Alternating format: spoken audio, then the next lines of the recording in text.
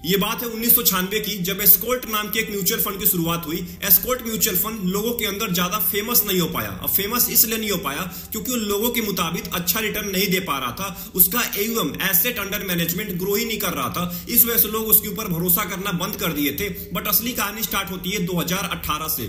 2018 के अंदर में quant capital finance and investment private limited ने एस्कॉर्ट म्यूचुअल फंड को खरीद लिया। जब खरीद लिया उसके बाद असली गेम स्टार्ट हुआ। एस्कॉर्ट म्यूचुअल फंड का नाम बदल के हो गया क्वांट म्यूचुअल फंड। अब 2019 के अंदर में क्वांट म्यूचुअल फंड का मनी अंडर मैनेजमेंट केवल 166 करोड़ का था। 2020 के अंदर में यह बढ़ के हो गया 488 करोड़ का। 2021 के अंदर में यह 5000 करोड़ को पार कर चुका था। 2022 के अंदर में यह 17000 करोड़ को भी पार कर दिया। एंड 2025 जनवरी 2025 तक यह 90000 करोड़ को पार कर चुका है। इसका मतलब इस म्यूचुअल फंड के अंदर यानी कि क्वांट म्यूचुअल फंड के अंदर लोगों ने भर भर के पैसा इन्वेस्ट किया है पिछले 4 से लेकर 5 साल के अंदर में। और स्पेशली ज्यादा लोगों ने तब पैसा इन्वेस्ट किया था जब कोविड के टाइम में ये म्यूचुअल फंड सबसे अलग रिटर्न दे रहा था। लेकिन क्वांट म्यूचुअल फंड का जो ये सिलसिला चालू हुआ था 2020 के अंदर में, वो सिलसिला 2024 के अंदर में आके रुक जाता है। 2024 के अंदर में क्वांट म्यूचुअल फंड के ऊपर एक ऐसा एलिगेशन लगाया जाता है जिससे क्वांट म्यूचुअल फंड के रेपुटेशन के ऊपर बहुत बड़ा इंपैक्ट पड़ता है। और रेपुटेशन पे तो इंपैक्ट पड़ता ही पड़ता है, बट इसके रिटर्न के ऊपर बहुत ज्यादा इंपैक्ट पड़ता है। आज के टाइम में म्यूचुअल फंड रिटर्न देने के लिए स्ट्रगल कर रहा है। अपने कैटेगरी के अंदर में सबसे नीचे आ चुका है। सोचिए एक ऐसा म्यूचुअल फंड जो पूरे category large cap, mid cap, small cap सारे के सारे कैटेगरी के अंदर टॉप कर रहा था, वो म्यूचुअल फंड आज रिटर्न देने के लिए बहुत ज्यादा स्ट्रगल कर रहा है। अब देखिए इसके ऊपर जो एलिगेशन लगाया गया था वो था फ्रंट रनिंग का।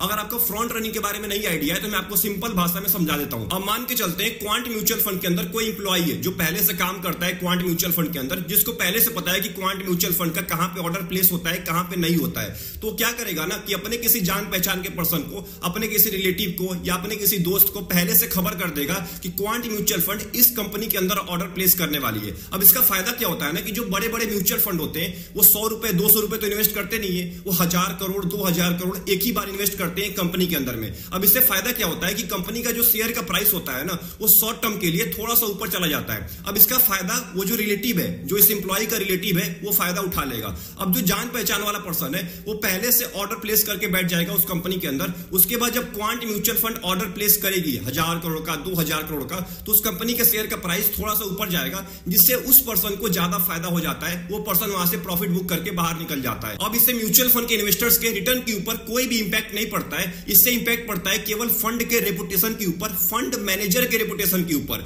अभी के टाइम में क्वांट म्यूचुअल फंड के फंड मैनेजर के अंदर बहुत बड़े बदलाव किए गए। बहुत सारे फंड मैनेजर अभी के टाइम में रिजाइन कर रहे हैं। जैसे सबसे मेन फंड मैनेजर है वसो सहगल, ये अभी के टाइम में 31 फरवरी को रिजाइन कर चुके हैं। बहुत सारे नए फंड मैनेजर अभी के टाइम में क्वांट म्यूचुअल फंड के अंदर एंट्री लिए और बहुत सारे फंड मैनेजर अभी के टाइम में रिजाइन करके बाहर निकले। तो इसका मतलब ये है कि किसी भी म्यूचुअल फंड के ऊपर अगर कोई भी एलिगेशन लगता है तो उस म्यूचुअल फंड हाउस के रेपुटेशन पे भी फर्क पड़ता है एंड उसके फंड मैनेजर के रेपुटेशन पे भी बहुत ज्यादा फर्क पड़ता है। अभी के टाइम में अगर हम क्वांट एएमसी के सारे म्यूचुअल फंड को सामने रखते हैं तो क्वांट स्मॉल कैप पिछले 3 महीने के अंदर में लगभग 10.5% नीचे गिर चुका है। वहीं बेंचमार्क से ज्यादा नीचे गिरा हुआ है। 6 महीने के अंदर में 12.5 लगभग 13% नीचे गिर चुका है। बेंचमार्क केवल 11.5% ही गिरा हुआ है। वहीं क्वांट टैक्स प्लान की ईएलएसएस टैक्स सेवर फंड की बात करें तो सबसे ज्यादा नीचे गिरा हुआ है, लगभग 11.5% नीचे गिर चुका है। बेंचमार्क केवल 4% ही नीचे गिरा है। 6 महीने में 17% नीचे गिरा है। वहीं बेंचमार्क केवल 8% नीचे गिरा है। एंड अगर थोड़ा सा नीचे आएंगे क्वांट एक्टिव फंड के ऊपर तो ये भी लगभग 7.5% नीचे गिर चुका है 3 महीने के अंदर में। Quant large and mid cap की बात करें ये भी लगभग 6.5% नीचे गिरा हुआ है। क्वांट फ्लेक्सी कैप की अगर बात करें तो ये भी 8.5% नीचे गिर चुका है। बेंचमार्क केवल 4.5% ही नीचे गिरा है। 6 महीने में 15.5% नीचे गिर चुका है। एंड जो इसका बेंचमार्क है वो केवल 8% ही नीचे गिरा है। एंड जो क्वांट का सबसे मेन फंड है जिसका नाम है क्वांट स्मॉल कैप फंड, तो इसका एक बार रिटर्न चेक कर लेते हैं। अगर आप 10,000 रुपए इस म्यूचुअल फंड के अंदर आज से 6 महीना पहले इन्वेस्ट किए हैं तो आपकी वैल्यू 8,727 रुपए हो जाएगी, यानी कि आप अभी के टाइम में माइनस में चल रहे हैं। अगर आप 1 साल पहले किए होते तो आज आपकी वैल्यू 10,315 रुपए हो जाती, यानी कि आपको केवल 315 रुपए का प्रॉफिट होता अगर आप 1 साल पहले इस म्यूचुअल फंड के अंदर लमसम किए होते। रिटर्न दिया है 1 साल के अंदर में केवल 3% का। 1 साल में निफ्टी ने आपको लगभग 9% का रिटर्न दिया है, इसने लगभग आपको 3% का रिटर्न दिया है, जो कि साफ साफ है कि निफ्टी 50 को भी पिछले 1 साल के अंदर में बीट नहीं कर पाया है। अभी के टाइम में क्वांट म्यूचुअल फंड के इन्वेस्टर्स का एक बहुत बड़ा सवाल निकल के आ रहा है कि आखिर में कब तक क्वांट म्यूचुअल फंड नीचे गिरता रहेगा, कब से मेरा पोर्टफोलियो रिकवर करना स्टार्ट करेगा। एंड सबसे मोस्ट इंपॉर्टेंट अभी के टाइम में कौन सा सबसे बड़ा रीजन है जिसके वजह से क्वांट म्यूचुअल फंड इतना नीचे गिर रहा है। क्योंकि क्वांट म्यूचुअल फंड तो कोई स्टॉक तो है नहीं, इसके अंदर अगर गलत न्यूज आ जाएगी तो क्वांट म्यूचुअल फंड नीचे गिरना स्टार्ट हो जाएगा। जाएगा। ये एक म्यूचुअल फंड हाउस है। म्यूचुअल फंड हाउस के ऊपर अगर कोई एलिगेशन लगता है तो म्यूचुअल फंड हाउस के रेपुटेशन के ऊपर इंपैक्ट पड़ता है, उसके रिटर्न के ऊपर कोई इंपैक्ट नहीं पड़ता है, क्योंकि क्वांट म्यूचुअल फंड में जितने भी स्कीम है, क्वांट स्मॉल कैप हो गया, क्वांट फ्लेक्सी कैप हो गया, क्वांट मिड कैप हो गया, ये जो भी स्कीम है ना, ये कंपनीज के अंदर पैसा इन्वेस्ट करती है। तो अगर कंपनीज के अंदर कुछ हो रहा है, कंपनीज अगर अच्छा परफॉर्मेंस नहीं दे रही है, जिसके वजह से अभी के टाइम में क्वांट म्यूचुअल फंड के ऊपर गलत इंपैक्ट पड़ रहा है, एक बार अच्छे से रिसर्च करते हैं, 2-3 म्यूचुअल फंड हाउस को उठाएंगे, जैसे क्वांट स्मॉल कैप हो गया, क्वांट मिड कैप हो गया, क्वांट फ्लेक्सी कैप हो गया,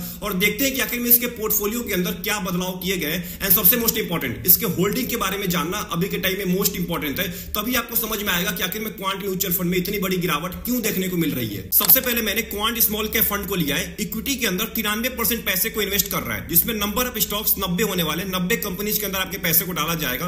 लार्ज कैप के अंदर लगभग 14% है, अभी के टाइम में लार्ज कैप में वेटेज बढ़ाया गया है गिरावट की वजह से, मिड कैप में 19% वेटेज कर दिया गया है, एंड स्मॉल कैप में वेटेज घटा के केवल 33% कर दिया गया है, अदर्स के अंदर 26% पैसे को इन्वेस्ट किया जा रहा है। एंड सबसे मोस्ट इंपॉर्टेंट आपको यहां पे देखना चाहिए, टॉप 5 स्टॉक का जो वेटेज है वो लगभग 25% का है, कैटेगरी एवरेज का केवल 14% का है, टॉप 10 स्टॉक का वेटेज लगभग 40% का है, वहीं कैटेगरी के अंदर केवल 24% का है। तो ये चीज बहुत इंपैक्ट डाल रही है अभी के टाइम में। टॉप 5 स्टॉक है ना, उनके ऊपर बहुत डिपेंड हो चुका है क्वांट म्यूचुअल फंड। अगर हम क्वांट स्मॉल कैप के टॉप 10 होल्डिंग के बारे में बात करें तो सबसे ऊपर आपको रिलायंस दिख ही जाएगा, और ये सारे क्वांट एएमसी के अंदर आपको रिलायंस दिखने वाला है। इसका लगभग 10% का वेटेज है क्वांट म्यूचुअल फंड के अंदर, एंड क्वांट स्मॉल कैप के अंदर लगभग 9% का वेटेज है। वहीं अगर क्वांट मिड कैप के बारे में बात करें तो 95% आपके पैसे को इक्विटी में डाला जाएगा, एफएनओ के अंदर भी 2% यहां पे वेटेज है, नंबर ऑफ स्टॉक्स 32 होने वाला है, केवल 32 कंपनी होने वाली है, जिसमें से लार्ज कैप की कंपनी 37% है, ज्यादा कंपनी लार्ज कैप की होने वाली है, मिड कैप की 26% एंड स्मॉल कैप की केवल 13% कंपनी है। स्मॉल कैप से वेटेज बहुत ज्यादा घटाया गया है। एंड यहां पे देखिए टॉप 5 स्टॉक का जो वेटेज है वो लगभग 40% का है, कैटेगरी का केवल 17% का है, एंड टॉप 10 स्टॉक का वेटेज लगभग 63% का है, जो कि बहुत ज्यादा मैटर कर रहा है अभी के टाइम में क्वांट म्यूचुअल फंड के डाउनफॉल के अंदर। अगर क्वांट मिड कैप के टॉप 10 स्टॉक के बारे में बात करें, सबसे ऊपर आपको औरोबिंदो फार्मा लिमिटेड दिख जाएगा, जिसका लगभग 9% का वेटेज है, एंड आपको रिलायंस तो दिखेगा ही दिखेगा। रिलायंस आपको हर म्यूचुअल फंड के अंदर दिखने वाला है, रिलायंस का वेटेज भी लगभग यहाँ पे 9% का आपको देखने को मिल रहा है, जो कि बहुत ज्यादा वेटेज है किसी भी एक कंपनी का। एंड आखिरी में अगर हम क्वांट फ्लेक्सी कैप के बारे में बात करें तो यहाँ पे देखिए 91% पैसे को इक्विटी में डाला जा रहा है, एंड एफएनओ के अंदर लगभग 6.5% वेटेज है। सोचिए एफएनओ के अंदर भी यहाँ पे आपके पैसे को इन्वेस्ट किया जाएगा, नंबर ऑफ स्टॉक्स 38 होने वाले हैं, लार्ज कैप के अंदर 51% वेटेज है, ज्यादा वेटेज यहाँ पे बढ़ा दिया गया है लार्ज कैप के अंदर, मिड कैप के अंदर केवल 16% है, एंड स्मॉल कैप में घटा के केवल 8% कर दिया गया है। टॉप 5 स्टॉक का जो वेटेज है वो लगभग 36% का है, टॉप 10 स्टॉक का वेटेज लगभग 56% का है। एंड अगर क्वांट फ्लेक्सी कैप के टॉप 10 स्टॉक के बारे में बात करें तो सबसे ऊपर आपको रिलायंस दिख ही जाएगा। मैं आपको बार बार बोल रहा हूं कि रिलायंस का वेटेज बहुत ज्यादा है, रिलायंस का लगभग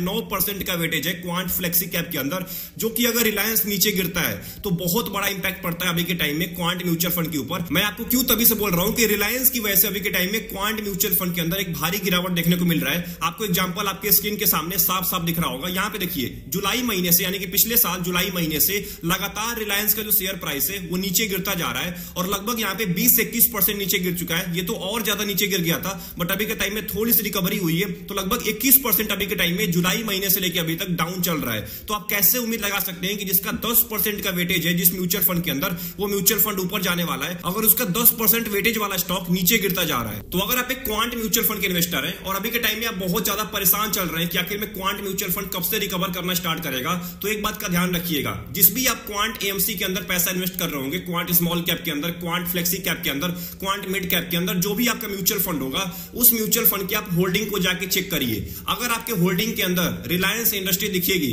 या ऐसी कंपनी दिखेगी जिसका वेटेज बहुत ज्यादा है और जो पिछले 1 साल से नीचे गिरती जा रही है, तो कैसे आप उम्मीद लगा रहे हैं कि आपका म्यूचुअल फंड आपको अच्छा रिटर्न देने वाला है, वो क्वांट का स्मॉल कैप हो या क्वांट का फ्लेक्सी कैप हो। अपने होल्डिंग को एक बार जरूर चेक करिए, क्योंकि क्वांट म्यूचुअल फंड कोई कंपनी नहीं है कि कंपनी के ऊपर कोई गलत न्यूज आ गया तो कंपनी का शेयर का प्राइस नीचे गिरना स्टार्ट हो गया। भाई क्वांट म्यूचुअल फंड एक एएमसी है। वो म्यूचुअल फंड क्या करती है कि उसके अंदर फंड मैनेजर होते हैं जो आपके पैसे को लेते हैं और कंपनीज के अंदर पैसा इन्वेस्ट करते हैं, जो आपके स्क्रीन के सामने साफ साफ दिख रहा होगा कि रिलायंस हो गया, आईटीसी हो गया, ये जो कंपनीज होती है ना, इनके अंदर आपके पैसे को डालते हैं, और कितना डालते हैं उसका वेटेज आपको सामने दिख जाएगा। तो अगर जिसका वेटेज ज्यादा है, अगर वो कंपनी अच्छा परफॉर्मेंस नहीं दे रही है, तो कैसे आप उम्मीद लगा रहे रहा है कि क्वांट म्यूचुअल फंड भी आपको अच्छा रिटर्न देने वाला है। तो अभी के टाइम में जो लोग परेशान चल रहे हैं ना, उनको परेशान होने की कोई भी जरूरत नहीं है। अगर ये कंपनी अच्छा परफॉर्मेंस देना स्टार्ट करती है, क्योंकि क्वांट म्यूचुअल फंड के अंदर बड़ी कंपनी ज्यादा है, वेटेज ज्यादा बढ़ाया गया है बड़ी कंपनीज का, तो बड़ी कंपनीज और मिड कैप कंपनी का वेटेज ज्यादा है। तो अगर ये कंपनी दोबारा रिटर्न देना स्टार्ट करती है, क्योंकि स्टॉक मार्केट पूरी तरह से पिछले 4 महीने के अंदर में नीचे गिरते जा रहा है, अभी के टाइम में भी बहुत ज्यादा नीचे गिर चुका है। हाँ, अगर क्वांट म्यूचुअल फंड के फंड मैनेजर कंपनीज के अंदर बदलाव करते हैं तो आपको क्वांट म्यूचुअल फंड के अंदर एक अच्छा रिटर्न देखने को मिल सकता है।